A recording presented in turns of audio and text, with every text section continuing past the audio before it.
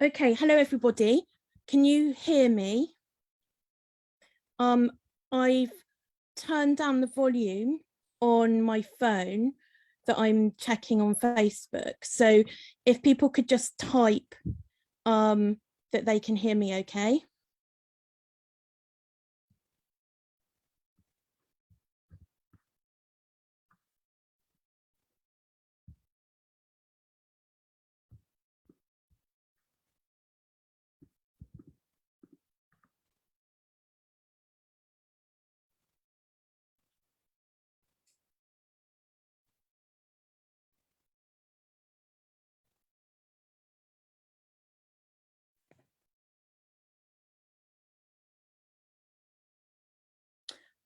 I can see we've got people joining. I'm going to share my screen now so that we can start with the slide. So I'm just going to set that up.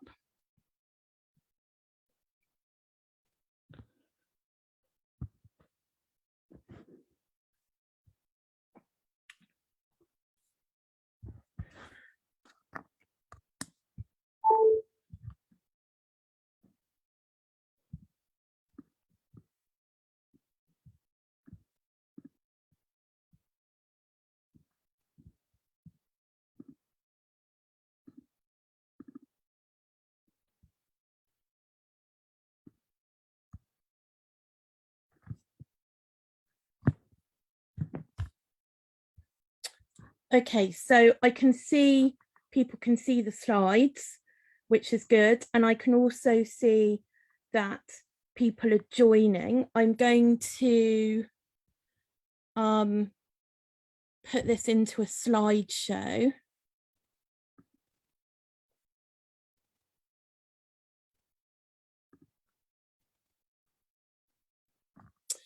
Okay, so now we're at 2 minutes past or 3 minutes past 6. So I'm going to start talking, I think, because otherwise we're going to start running behind. So I'm going to start talking, and the process or the structure of the presentation is I'm going to talk about how universities use Bmat and TSA scores, and then I'm going to go through some techniques for tackling some of the types of TSA and Bmat multiple choice questions, and finally I'm going to answer any questions anybody has. Now, just a quick sort of housekeeping point. I'd originally thought I was going to have time to talk about essays and talk about the LNAT, and then when I was working on the presentation, I realised that wasn't going to be viable. So what I'm going to be talking about today are going to be the critical thinking and problem solving questions that you get in section 1 of the Bmat and section 1 of the TSA. And I apologise for overestimating what I could do. I've spoken to Sabra about this, and we'll find another time to do a session on essays. Okay, so I've talked about myself before, so I'm going to go for this slide very, very briefly because there's a lot to get through today. I run Independent Thinkers. I was educated at Cambridge. I studied English, and I ended up becoming very interested in philosophy, teaching English and philosophy at Cambridge. We support applications to top UK universities, Oxbridge, but also UCL, LSE, KCL in particular, University of Durham and Warwick. And we have very good success rate for supporting applicants. We support a lot of medical applicants, including international applicants, for whom, if anyone is an international applicant on this call, you'll know that there is a quota for international applicants. So it's very, very tough to get into medicine as an international applicant. And we work with lots of independent schools supporting their Oxbridge candidates, including Eton. And I myself marked the Bmat essay for Cambridge Assessment for 5 years. So I'm going to do some sessions on the Bmat essay later this year.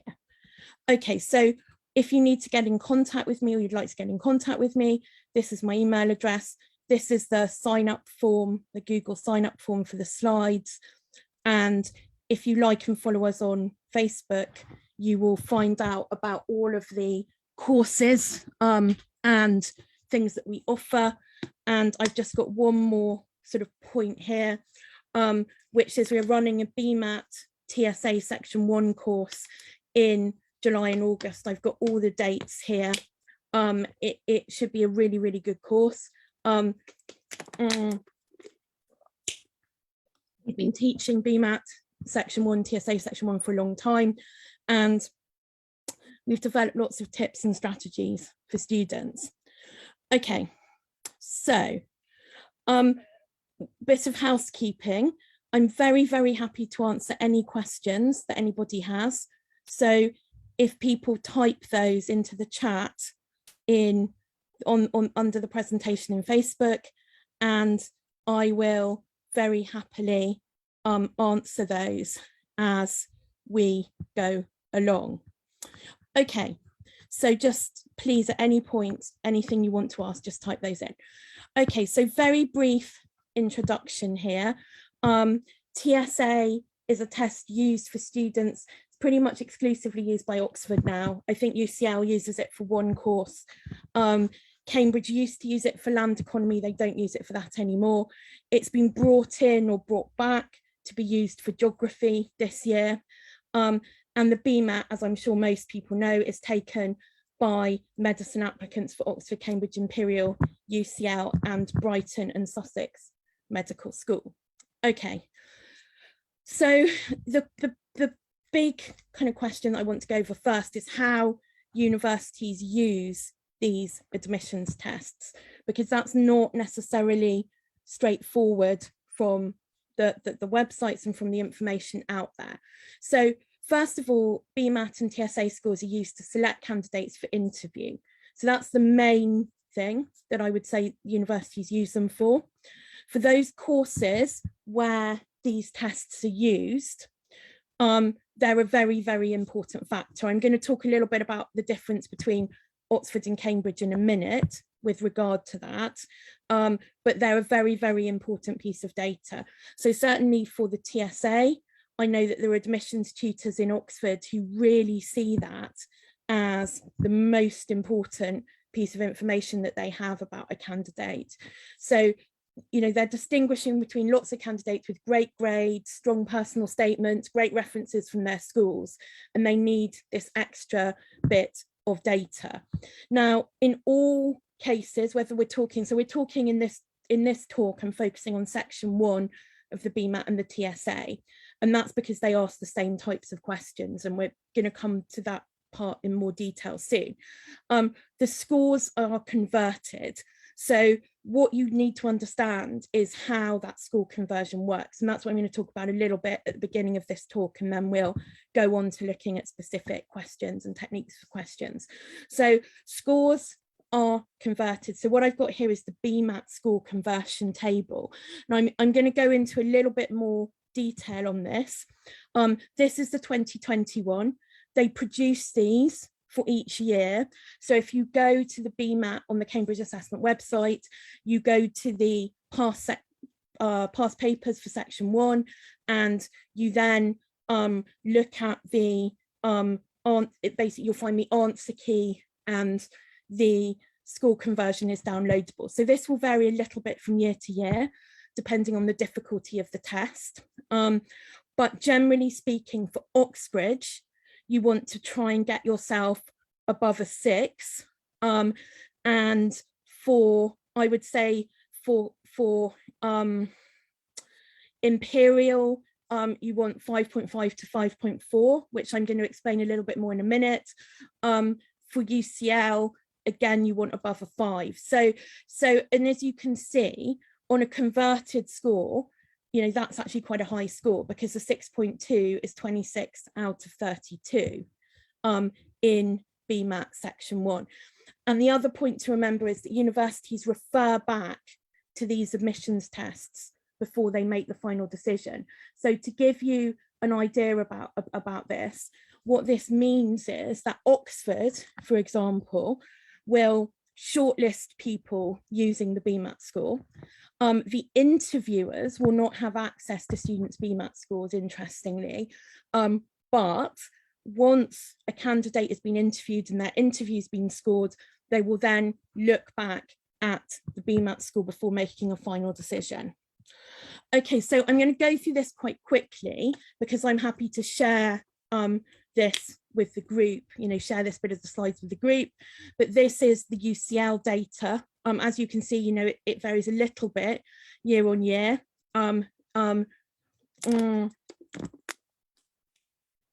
Generally, the scores were higher in the last few years, and that's a pattern that we're seeing generally, that the scores that you need to get an interview and the scores that you need to or the scores, there's always going to be a few outliers, and I'll talk about that in a minute, but generally speaking, the scores that you need to get an offer are getting slightly higher year on year. This is the data for Imperial. The main point here is that it looks like it's not that high, the minimum threshold for students, but in fact, what they're doing is they're saying they don't want you to completely crash on one section of the test. So they're saying that the minimum score of sections 1 and 2 added up is 10.9, but they don't want you to get below a 3.5 in either section 1 or section 2. Okay, Oxford and Cambridge and the Bmat. So I think what's important for applicants to understand is there is a big difference here between how Oxford and Cambridge are using the Bmat. So Oxford interviews 20 to 25% of applicants for medicine. It varies a little bit each year. That's the kind of broad data point for about the last average for the last 10 years. Oxford has a policy that it interviews 2.75 to 3 applicants for each place. Cambridge doesn't have that policy. Cambridge interviews about 80% of applicants. So it doesn't mean that getting into Cambridge is easier, but it does mean that there was certainly, and I know of individuals who studied medicine at Cambridge in the last, say, 5 years, who didn't get a super high Bmat score, but they had the rest of their application is okay. The rest of that application is sorry, I just got a notification saying that my Facebook account has been locked, so I'm trying to get that unlocked so I can see any questions from people.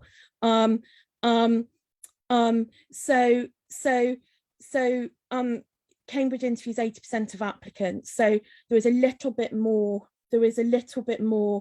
wiggle room there for section 1. And if anything, I would say that the section 1 and section 2, generally those multiple choice sections are becoming more and more important. So really focus on your preparation, really focus on your preparation for those. The Oxford mean scores for Bmat entry, which they provided for 2021 entry, which I've got here for you, are 65.8 for shortlisted candidates and 68.7 for candidates receiving offers. Now, generally, candidates actually, all right, okay, so I've now unlocked my account, so I'm back. Sorry about that, that was quite stressful. So generally, candidates actually do better on section 1 than they do on section 2. So it's worth, it really is worth putting in that preparation for section 1. Okay, and this is just, I'm going to go through this again very quickly so we can go back to doing the actual questions. This is the data for Cambridge applicants for who applied in 2020, and I've just so that I could get it on the slide, I've just done a snapshot here of the scores, and you can see that in practice, it's interesting. What you can see there is you've got students who are the students who get to interview and who get offers have got quite similar Bmat scores to what Oxford is in practice looking for, but there is a little bit of flexibility there, and seeing that people are not scoring particularly highly on section 2. Okay. And this is the TSA conversion. Again, what we're seeing here is that students tend to be getting higher and higher scores. So for competitive degrees like PPE and economics and management, we're seeing that you really need a converted score of 75 to 77 to be sure of a PPE interview, 72 to 74 to be sure of an E&M interview. And I think what's important here is to understand that these are converted scores. So it's not 75% or 72%. As you can see, a strong score in the critical thinking. So they split the critical thinking and the problem solving in the way that they report the scores is actually going to be much higher than 75, 77.3 is much higher than 77%. It's 22 out of 25. Okay, so what basically all of that data, which, as I say, I'll happily share in the group, is you want to do as well as possible in these tests. And as a rule of thumb, you want to be looking for a converted score of over 6 to make yourself very, very competitive for Oxbridge. And that is obviously also going to be a very impressive score for UCL and for UCL and for Imperial, and indeed for Brighton. Okay, and TSA, this really is getting, looking at very, very high scores here in order to be competitive for PPE and or for economics and management. Slightly lower scores for the other subjects, but still you need a high score. Okay, so what I want to do now is go away from that information, which I think it's important to understand, but I accept is a little bit dry, and talk about the content and how students can prepare. So Bmat section 1, TSA section 1 contain exactly the same types of questions. So I've put the links in here. There were actually very useful question guides produced by Cambridge Assessment. So, absolutely, there's a lot of information now, probably more information historically than there ever has been on the Bmat and on the TSA online on the Cambridge Assessment website. So do take advantage of that. So the tip, therefore, here is, if you're taking the TSA practice Bmat section 1 papers, if you're taking the Bmat practice TSA section 1 papers. Okay, since 2020, the Bmat has got rid of its data response questions. So if you are using older Bmat papers to prepare for either test, don't waste time doing those questions. Now, in practice, there is some resemblance between those questions and some of what we call the selecting relevant data questions. But my basic advice is you identify the data response questions in the old Bmat papers, and you don't bother doing them, because that's just wasting your time preparing for something that you don't need to prepare for. The TSA is 50 questions in 90 minutes. The Bmat section 1 is 32 questions in an hour, and they're split equally in both cases, 16-16, 25-25 between critical thinking and problem solving. Okay, now this is really, really important, and something that is actually perpetrated a little bit by the universities themselves. And I've certainly had students who said to me in the last few months, oh, my teacher at school says I can't prepare for the Bmat section 1, I can't prepare for the TSA, it's just an IQ test. Yes, there are elements in the test. So, some of the questions on manipulating shapes, manipulating cubes and nets, some of you will be familiar with those from 11 plus preparation, although these are harder questions. Those are the kind of things that you would also see on an IQ test. But you can really improve your score 1, developing tips and strategies and internalizing them, and 2, through dedicated practice. And there's a huge amount of research that's gone on in America on standardized tests, and that, surprise, surprise, has found that you can improve your scores greatly through dedicated and focused practice. So do not be fooled by that. You know, sometimes Oxford itself, in particular when they're talking about the TSA, will say, oh, just do a couple of practice papers so you get used to it. You know, that is disingenuous, and the reason that they say that is because they want to give the impression this is just a test that, you know, tests natural aptitude, you just have a go at it, there's no one gets any particular advantage if they've done lots of practice or preparation. That really is not accurate. So do be aware of that, and do make sure, if you're a student watching this, that you do preparation. If you're a parent watching this, that you encourage your child to do masses of preparation. Okay, so we're now going to go on to test tips. So the timing is tight, but don't panic. Yeah. So what I would say here is, yes, it is just under 2 minutes a question, and that's what you're going to need to do. That's the you know, what you're going to need to aim for in the actual test. But if you're starting doing the preparation now, or you're starting, you know, even if you're in year 11, you finish your GCSEs and you're starting to think about doing a bit of preparation, which is what some candidates do, perfectly sensible.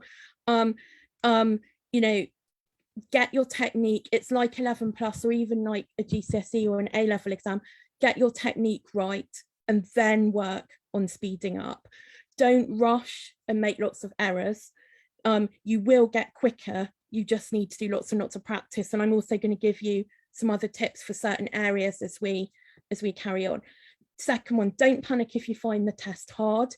It's designed to be hard, and it's designed to challenge the ableist candidates. So you know, to improve, to get better scores in the test, you need to work really hard at developing the reasoning skills that you need to do well. But don't panic if you find it hard, because it is not about, you know, some students have very good short-term memories, they can cram a lot of information last minute. This is not a test that is going to help, that's going to help you. It is, expect to work harder than you probably have worked for GCSE and A-level. If you're a medic also taking the UCAT, you know, some of the decision-making questions in particular are very similar to Bmat and TSA questions. The abstract reasoning is different, but that sort of, you know, non-verbal reasoning, practicing for the UCAT is going to feed in to Bmat preparation. Keep working at it. Practice makes you get better. You're also going to start to see patterns in the types of questions asked. So I'm going to talk a little bit about that shortly when I start going through the question types. Final tip, don't miss out a question. There's no negative marking, and it's not an adaptive test. So both these tests are now set on a computer, but they're not adaptive tests. You know, never miss a question. If you're in danger of spending too much time on the question, and there are some questions in both papers that are very, very, you know, are really, really challenging and more challenging than others, eliminate what you can and then make an informed guess. Okay. So same point, sort of continuation here. There are a few very, very tough questions, but remember, say you find a few of the questions really, really tough, you can't eliminate very much, you get them wrong. It doesn't matter. You know, you don't need to get 100% on this test to get a very, very good score. I think the key strategy point here is don't sink too much time into those types of questions.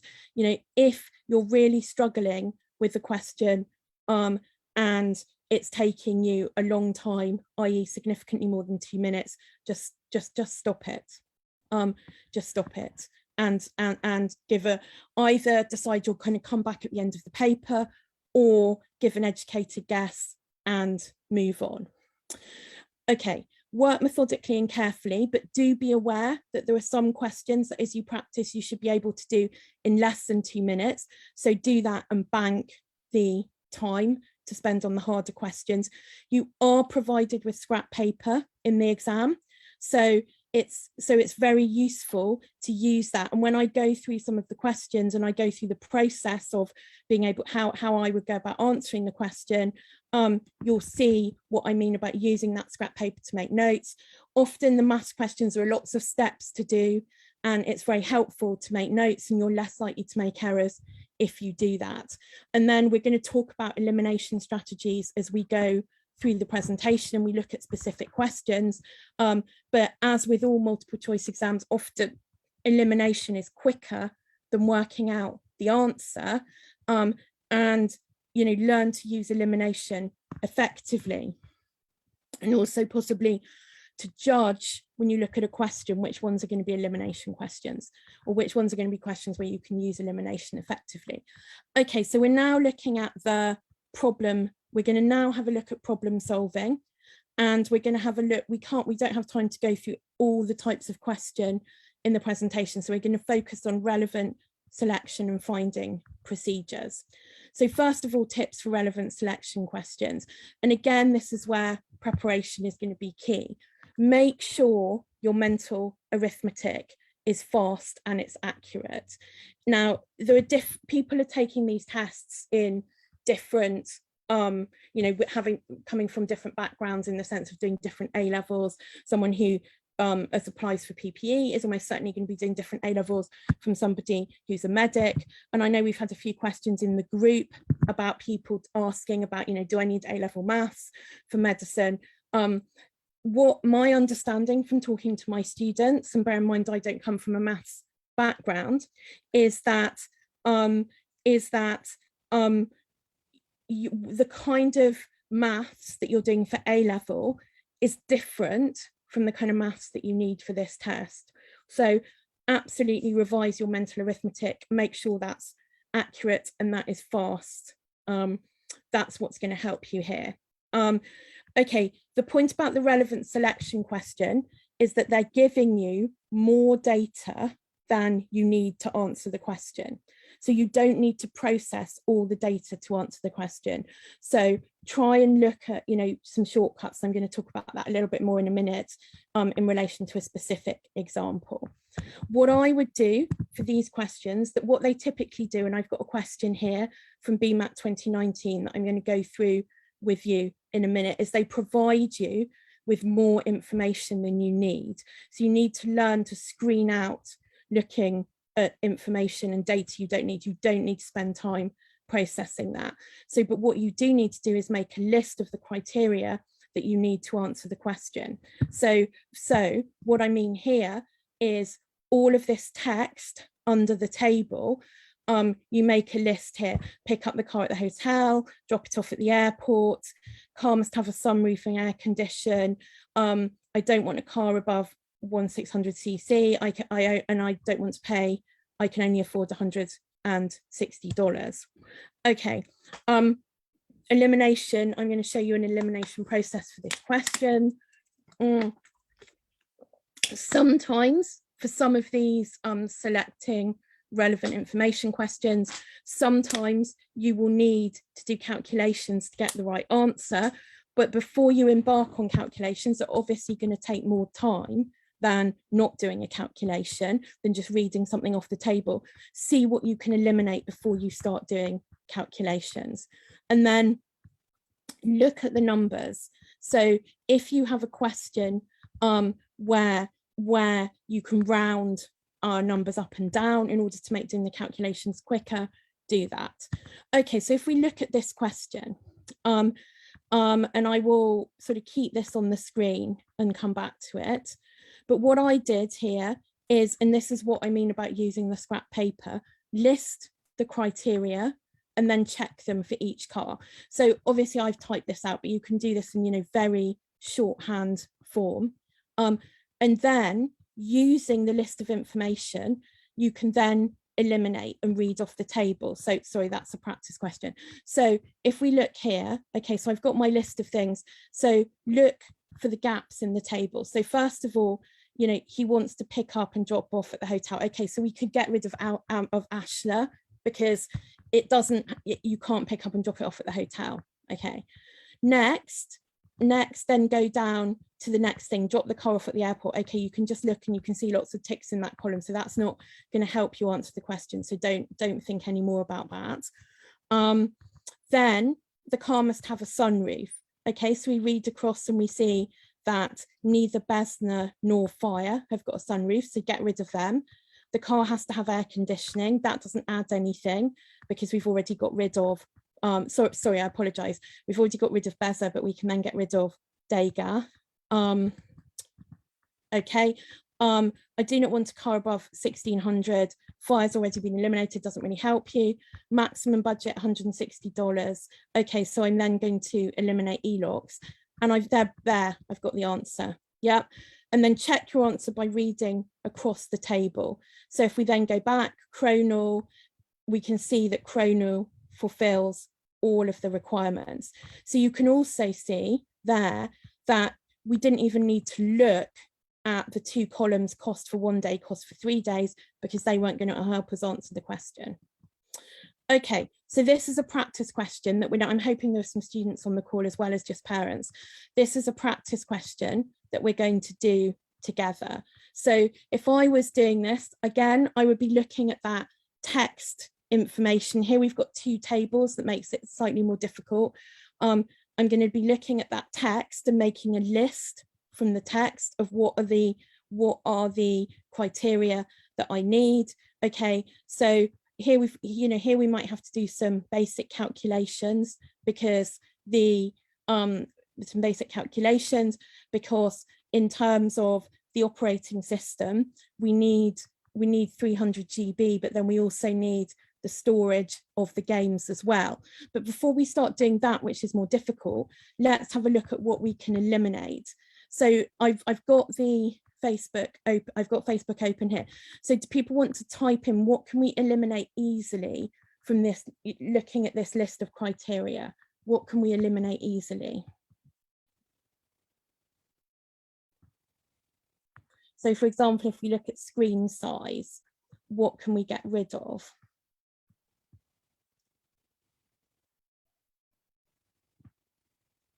Any thoughts here?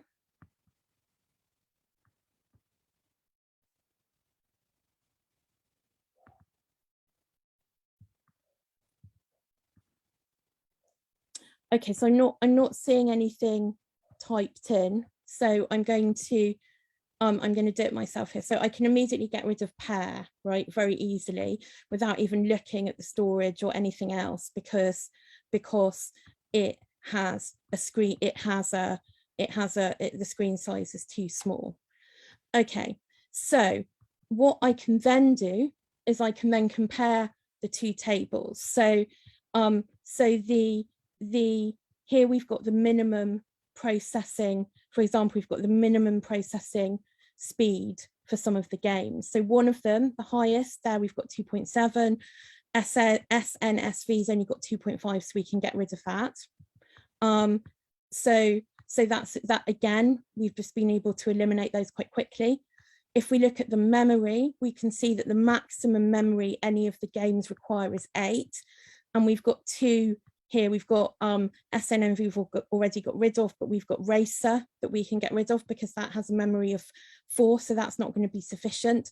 So we've got rid of Racer, SNMV and pair, and so that's already removed quite a few. Graphics and memory card. Okay, we can see again the maximum that we can see here that graphics and memory card, we can see that some of the games require a 4. So okay, so Racer then goes. So we've got Racer, SNSV and pair have all gone now. Okay, so we've only got left LED and Elevon. Those look like they're going to fulfill the criteria that we need, right? So we then look at the price, and the cheapest one is 11, so that is the answer. So you can see there, without actually having to do, even though the calculations wouldn't be that hard there, you know, adding say 300 and 100, for example, but you can see there how we can just do that question really, really quickly by looking for the information that we can eliminate.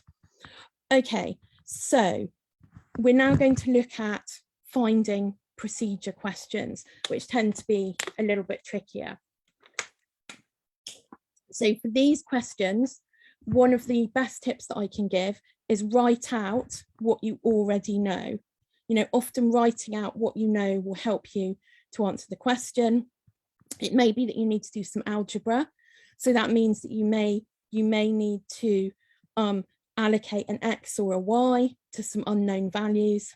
And as a rule of thumb, when you've got given questions which have options that are very close together, the correct answer is likely to be one of those, but obviously you want to double check. Okay, so some more tips for finding procedures. This is where you're using a mathematical procedure in order to, or a mathematical process in order to answer a particular problem. What this means is for students who are not, which is, you know, possible, I think, for PPE, it's also possible, as I say, some medics don't do A-level maths.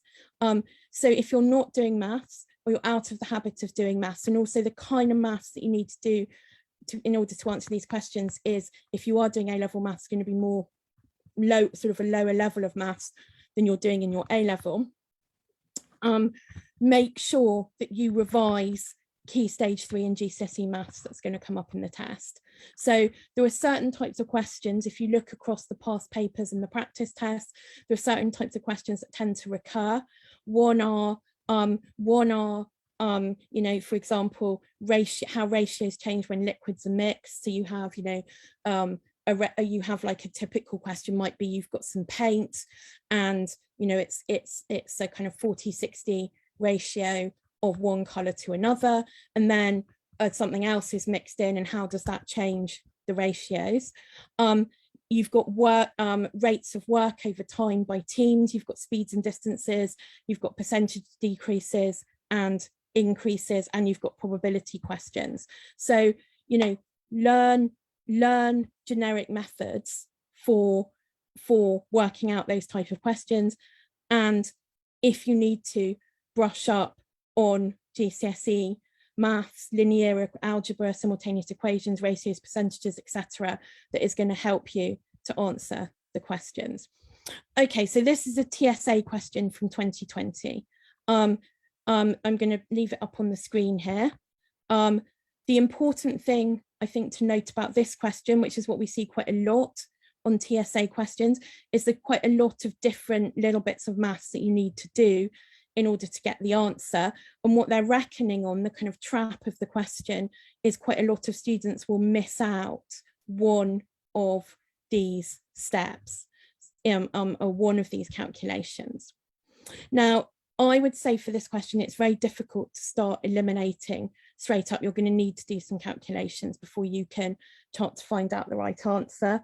The other thing I would say from looking at this question is, because we've got two answers that are very close together, C and D, it is likely that one of those is going to be the answer, but because the difference between the two questions is very small, the two options is very small, probably you're going to have to calculate this question. It's going to be harder to use an elimination process. I mean, I've suggested one that you could use for a couple of values, but it's generally it's going to be more difficult. Okay, so the core info is we've got 20 students on the trip. The adult ticket is £12.95, the child ticket is £9.95, and then the important, so do that first, right? So do the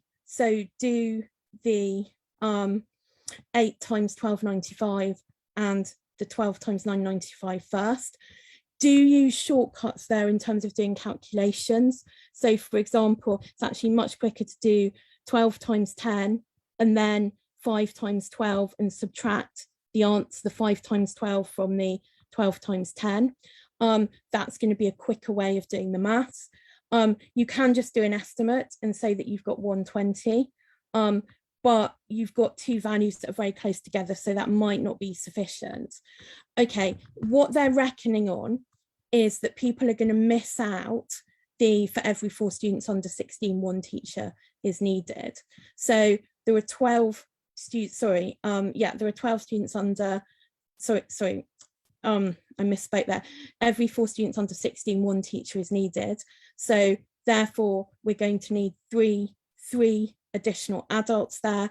So we're going to do 3 times 12.95. Therefore, that's the answer. Double check you've included all the information that you've been given, all of the people. As I said, you can use estimates, but it's a little bit risky when you've got 2 values that are so close together. So I would probably just calculate this question using those shortcuts in terms of calculations. Okay, so this is a question that I was hoping we're going to have some students on the call and we could do together. Again, you've got quite a lot of different bits of information and you're going to need to do some calculations to get the right answer. Okay, so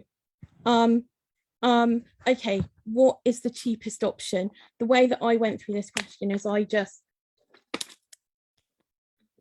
calculated it. Basically, you can do the simplest one first if you want. So you've got the 2 double rooms of 65 times 2, but then you can take off the £10. For single rooms, you've got the 4 single rooms is 160. Then you've got the special offer. So basically, for this one, you need to work through the sums, and I think the answer comes out this very small difference between B and C, but I think the answer comes out as being B. Okay, so this is a practice question that is not just a straightforward calculation question. Again, you're going to be given a problem like this and you've got to work out what method you're going to need to solve it. So any thoughts here about what method we would use or what we would need to know to solve this? So please do just type the comments into the chat.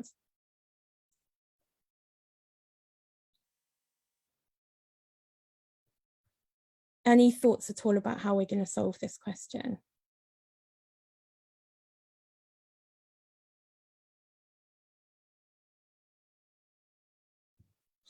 Okay, so this is basically a straightforward probability question.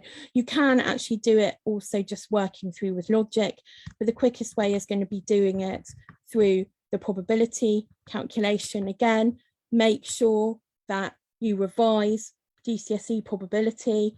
You often get questions where there is item replacement, so you need to revise that. That's not obviously in this question. So you just work out the figures, you translate the percentages into these probabilities, then you multiply them out, and you get the answer of 2.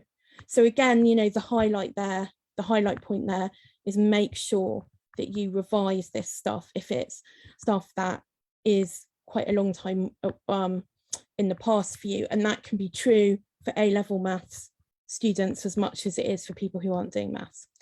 Okay, so we're now going to have a look at some critical thinking questions, identifying the main conclusion and identifying an assumption. I think what I want to say here is that the skills that you need for identifying the main conclusion are also going to be useful for the other question types as well, because they enable you to sort of understand and map the argument. So every critical thinking question in the TSA or Bmat will present you with a passage containing an argument, which you then need to analyse. Any argument is a series of reasons or premises in support of a conclusion. Now, there is a whole bunch of discussion within philosophy about what happens if your reasons or your premises aren't sound. But in the case of the TSA or the Bmat, you assume that the reasons and or the premises are sound, and therefore the conclusion follows for them. Now, you need to get into the habit of thinking through arguments in premise conclusion form. By the way, this can also help you for UCAT verbal reasoning and for the LNAT section A, which is a verbal reasoning, which is a set of verbal reasoning tasks. And when you do this, you are able to identify the main conclusion of the passages. One further strategy point: some passages contain contextual information or a definition which isn't part of the argument. We're going to see an example of that shortly, and you can bracket that off. Okay, so this is a sort of fun example, a very brief premise conclusion reasoning from Winston Churchill. I'm an optimist. It does not make much sense to be something else. It looks, I think the point of this is it looks like what you've got here is a kind of is a quip. No, we're not. Sorry, someone's just asked if we're going to talk about the LNAT. We're not going to talk about the LNAT today because there isn't time to do so.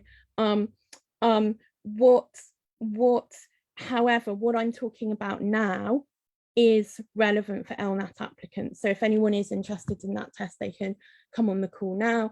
The conclusion is I'm an optimist. The premise is it does not seem to be much use being anything else. Okay, how do you know if a sentence is a premise or a conclusion? So generally speaking, if we're looking for conclusions, if a sentence starts with therefore, as a result, thus, consequently, etc., it's likely to be a conclusion. If it starts with because, since, for example, it's likely either to be a piece of evidence that is backing up the conclusion, or it's likely to be a premise. Now, one thing that is a little bit tricky, and we're going to look at that shortly in relation to an example, is this Bmat question. There's a TSA question. There's a slightly modified version, which is what could be drawn as a conclusion from the passage. But the question here is asking what the main conclusion is, this question type. There are also intermediary conclusions, so don't mix those up. Be aware that the conclusion, we might think, oh, a conclusion, we might think, oh, a conclusion has to come at the end of a passage. Actually, it doesn't necessarily have to come at the end of the passage. So be aware that the conclusion will not always appear at the end of the argument. Sometimes you'll find it at the beginning, sometimes you'll find it in the middle. Okay, if you're asked to identify the main conclusion, you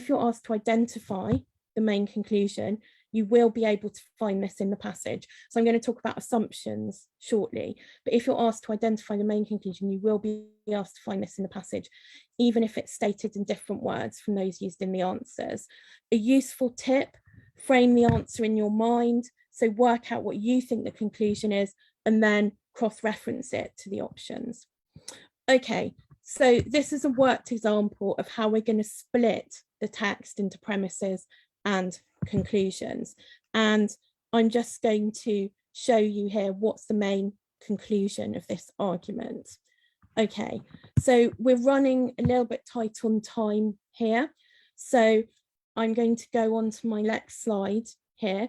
And what you can see that I've done is I've split up this text into premises and conclusion. Remember, you might often have more than one conclusion.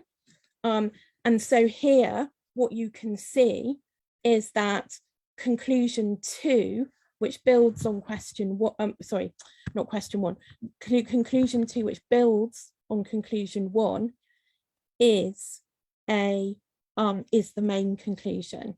And what you need to think about here is when you're looking for the main conclusion, every other statement in the passage will support that overall conclusion.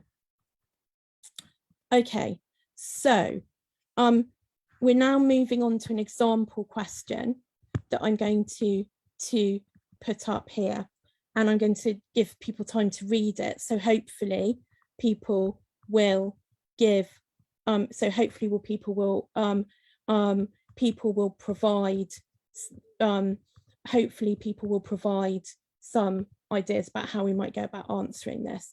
So I'm just going to leave this up so people can read. I'm going to leave this up so people can read it, and then people give me, then we can work through how to do the answer together.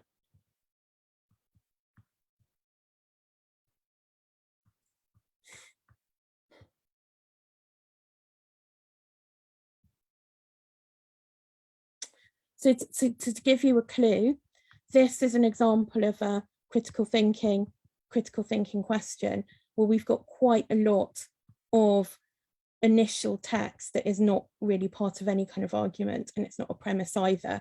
It's a definition of what positive discrimination is. So, and then it's a statement of the legal position in the US versus the UK. So positive discrimination. So what I've done here on the next slide, I've highlighted in yellow the part of the text that is actually the argument, and I'll come back to that in a minute, but all of this part of the text that is in italics and is not highlighted, you don't need to worry about. So again, look at what you can bracket off while you're zeroing in on your main argument here. Okay, next step, premise and conclusion analysis. Positive discrimination serves to lessen the sense of achievement for those who belong to relevant minorities. So I've gone through here all of the premises. Remember, all of the premises have to support the main conclusion. The conclusion is positive discrimination should remain illegal in the UK for reasons P1 to P4 above, and the answer is D. And then you can check it makes sense by saying positive discrimination ought to remain illegal in the UK because, and these are for reasons P1 to P4. So you can plug it back in and check that you've got the right answer there. Okay, so this is a TSA question here. This is a TSA question from 2012. Again, I'm hoping that we can work on this together, but I think I'm not getting a lot of people participating. So you can see here, read through the text. If people go to a foreign country, they should at least try to learn some of the language. And you can see here that learning just a little of a foreign language helps you to find out more about the country itself, its people, people's customs and mannerisms. As well as this, it means you can function more easily. So you can see there you've got reasons for a main conclusion, and the main conclusion is D. Okay, moving on to assumption questions, because I'm just conscious of time here. The really crucial point about an assumption is it's something that is not stated in the text, but it's something that is taken for granted and needs to be in place in order to draw the conclusion. So that being the case, it is useful to identify the conclusion in order to work out the answer to an assumption question, and you need to break down the logic of an argument.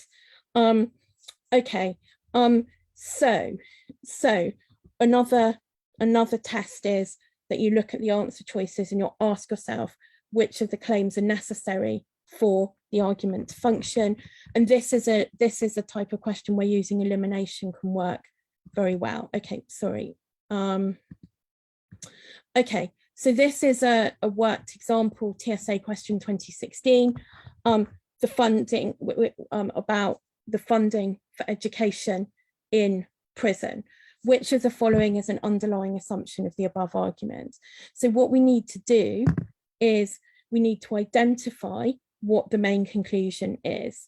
Okay, so prison is too easy for inmates, and I've done a worked example here.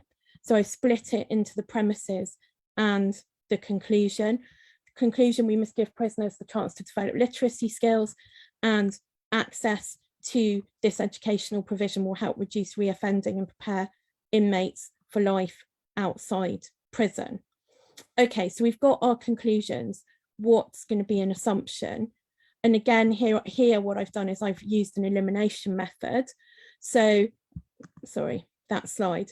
Okay, so if we go back to A, prison's too easy for inmates. Well, that's irrelevant to the conclusion. It also contradicts the kind of general the general point of the passage, which is talking about things that can help prisoners, not things that, you know, make their life more unpleasant. C is too broad. Education is a right or not a privilege. That's you know, that the conclusion doesn't rest on that. The conclusion doesn't rest on that assumption. D again, the passage doesn't rely on this, the argument doesn't rely on this claim, and it would also seem to contradict bits of the passage which are talking about how prisoners need to have these opportunities. So that's therefore implying that prisoners are capable of taking advantage of these opportunities. So the answer is B. There's no educational value associated with watching TV or using the internet. We plug that back in. There is no educational value associated with watching TV or using the internet. Therefore, if we want to reduce reoffending, we need to give prisoners access to educational opportunities. So you can see how you can use that premise and conclusion reasoning to help you with an assumption question. Okay, so a few final takeaways. Read each question very, very carefully, as we saw with some of these problem-solving questions. And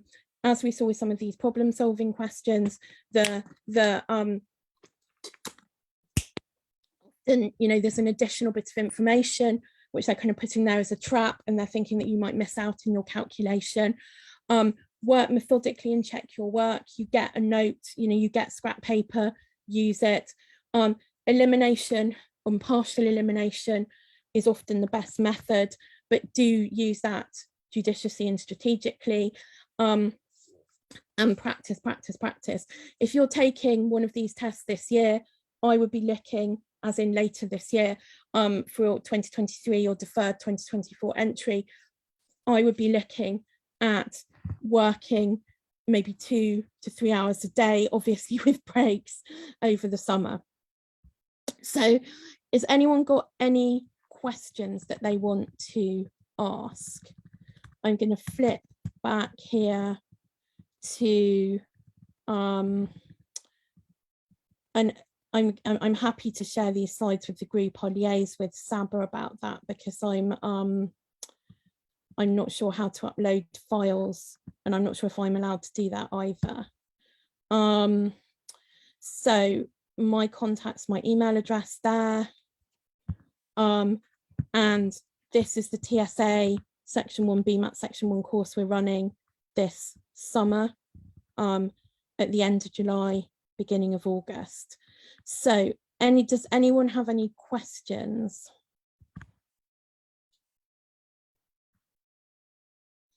I'm going to wait a few minutes.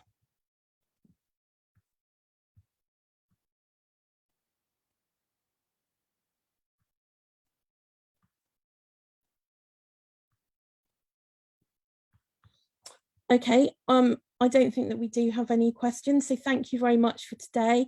If anyone's got any questions subsequently, please type them, you know, into the chat, and I will come back and have a look at the chat and answer any questions you have. Thank you very much. Thank you very much for coming.